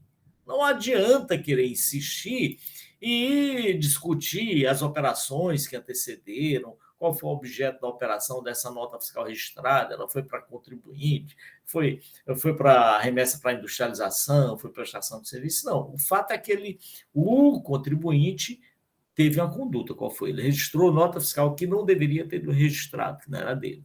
Qual a sanção para isso? Não existe uma sanção específica. Qual a sanção que deve ser? Aquele bonde. É uma infração? É a infração que ele cometeu, ele deve registrar só suas notas fiscais. Ele cometeu infração qual? Cometeu. Mas qual a infração? 123D. Não tem outro. E é nesse sentido que a Procuradoria se manifesta, senhor presidente. Obrigado, doutor Matheus. Senhores conselheiros, mais debates ou podemos votar? Podemos votar, presidente. Podemos votar? Votar. Vamos colocar em votação. Doutora Presidente, Juscelene. após essa objetividade do doutor Matheus, ficou bem claro. Ficou bem claro, né? Presidente, eu, antes de votar, essa manifestação do doutor Matheus, ela foi pertinente, por quê? Concorde ou não com ela, porque a Câmara já adotou posicionamento de aplicação do 123.8D, mas por período de apuração, né? Período de apuração decorrente, já que entendeu-se que se naquele mês a empresa ela praticou aquela determinada conduta ilícita, no outro mês ela praticou aquela conduta ilícita, então ela voltou à conduta deletiva, aí passou 2 meses, aí no outro mês voltou de novo naquela conduta delitiva, ou seja, então, eu me lembro de um caso aqui, depois que o doutor Matheus falou, que foi aplicado 200 ofícios por período de apuração. Eu lembro de um caso, eu não sei quando foi isso, mas o doutor Matheus trouxe luz, e eu verificando aqui na planilha, nós temos os meses de janeiro de 2014, fevereiro de 2014, né? E março de 2014, maio de 2014, janeiro de 2015 e setembro de 2015. Nesse sentido, me parece que seria de muito boa decisão nós aplicarmos o 8D por cada período em que a empresa ela cometeu essa infração, em vez do 10% do 126. Me parece que é uma saída razoável para esse tipo de situação. Obrigado, doutor Leis. Doutora Elineide, já está. Só lembrando que, recente, nós tivemos processos nesse sentido, que a gente aplicou o 126, porque comparando com a questão eu não sei se foi o doutor Wellington que trouxe, porque não, essa nota ela se equipararia a uma nota fiscal inidônea, porque ela não tem os requisitos, ela não pode ser registrada na escrita fiscal. Só lembrando esse detalhe. Daí porque que na hora que o agente ele faz o lançamento de registro de nota cancelada, nesse caso ele aplicou o 126, que era o correspondente na Doutora Elineide, e qual foi a penalidade que nós aplicamos na Câmara? De operações não tributadas, 126. Eu só não lembro qual o processo, assim, mas... É precedente recente? Não lembro, doutor Leilson. Acho que o doutor Daniel Landim tem essa resolução aqui o senhor quer mostrar, exibida, doutor Daniel Landim, a resolução? Não, doutor, é só para esclarecer, porque o doutor Matheus falou, eu queria só complementar o doutor Matheus, que pode esclarecer para o doutor Luiz e para a doutora Elineide. O doutor Matheus falou uma coisa muito interessante, porque ele falou que o fiscal disse que eu não escriturei a nota, ele não declara que é inidônea. É diferente. Se ele tivesse declarado que era inidônea, aí a doutora Elineide estaria certa. Mas, na verdade, ele simplesmente fala que eu escriturei errado. Então, o relato da infração é só isso. Então, o doutor Matheus está completo de razão em relação a esse aspecto, porque o relato da infração é escriturar errado. Não é escriturar nota fiscal inidônea. Né? Ele declarou que aquelas notas eram inidôneas. Aí, então, o raciocínio do doutor Leilson agora no final, farei muito sentido, e o doutor Matheus seria exatamente para complementar. Obrigado, doutor Daniel Landim. Senhores, temos condição de votar? Pronto. O pedido, como não tem nulidade preliminar, é só com relação à penalidade. Qual penalidade aplicar? Ou sendo, o doutor Daniel Landim pede o parágrafo 1 do artigo 126, ou então, alternativamente, o 123.8D. 200 eu fiz. No caso do doutor Leilson, seria por período, não é isso? Então, vamos colocar em votação. Doutor Leilson, como vota? Presidente, eu acho que o esclarecimento aí do doutor Landim foi muito preciso. Na verdade, no momento, o fundamento foi da inidoneidade. Essa tese foi trazida pelo doutor Wellington, né? O fundamento foi da escrituração devida. Então, nesse sentido, eu acolho esse argumento e voto no sentido de aplicar o artigo 123, 8D, 200 ofícios por período da infração cometida pela empresa. O senhor tem como ver quais foram os períodos, não é isso, doutor Leilson? Tem. O período está bem tranquilo na planilha, acho que 6 ou 7 meses, algo nesse sentido. Está bem tranquilo na planilha. Obrigado, doutor Leilson. Doutora Aneline. Eu voto com o relator, presidente, e peço só licença para me ausentar, né, depois do meu voto, e deixo um abraço aqui a todos. Obrigada. Tudo bem, doutora Aneline. Doutora Jusileide. Com o relator, senhor presidente. Doutora Lourdes. Com o relator, presidente. Doutora Elineide. Eu peço venha ao meu amigo Leilson e voto no sentido da procedência, de acordo com o parecer da assessoria processual tributária. E doutor Henrique? Presidente, voto com o relator. Da segunda Câmara, por maioria de votos, é conhecido o recurso, dá provimento e recomenda decisão de peristância, declarar parcial procedência da autuação com a penalidade, complicação da penalidade correspondente a contida no 123.8D da Lei 12.670, equivalente a 200 ofícios por período. Esta decisão para esse processo, conforme a manifestação oral do representante da douta PGE. Esta decisão para este processo. Senhores, a pauta, não conseguimos percorrer nossa pauta de hoje completa, porque são 5 processos, e agora estamos no 4º processo. E, tendo em vista que até a relatora, doutora Aneline, precisou se ausentar, e ela é relatora do processo, a gente vai sobrestar o último processo, que é o processo de número 13649-2019, aí 2019-06831. Ela pediu para sobrestar o processo, que eu acatei de plano. Gostaria de indagar o doutor Daniel Landim se a gente pode voltar com este processo na pauta do dia 20/12 deste mês. Podemos votar, doutor Daniel Landim, essa pauta? Doutor Franzé, na segunda-feira eu tenho mais 2 aqui na segunda Câmara. Você não quer colocar na segunda, não? Tá, MV. Na segunda-feira, dia... Segunda-feira, dia 13, é verdade. Esses 2 processos da MB, eles já foram, a gente já está bem maturado eles. Pronto, então temos que avisar, eu tinha falado da doutora Aneline, mas eu vou avisar para ela. Se ela não puder vir, o doutor Wander vem. Então, o senhor prefere, então, segunda-feira, dia 13, não é isso? Silvana, colocar dia 13 e entrar em contato com a Aneline. Se a doutora Aneline puder vir, doutor Wander faz a relatoria. Ok? Pois, doutor Daniel, agradeço ao senhor pela participação, tenha um bom dia.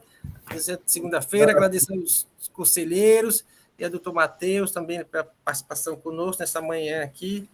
E tenha um bom dia a todos, e já é boa tarde. E assuntos gerais, quem deseja se manifestar. Boa tarde, muito obrigada. Não, presidente, é sempre bom termos aqui o doutor Matheus aqui na nossa...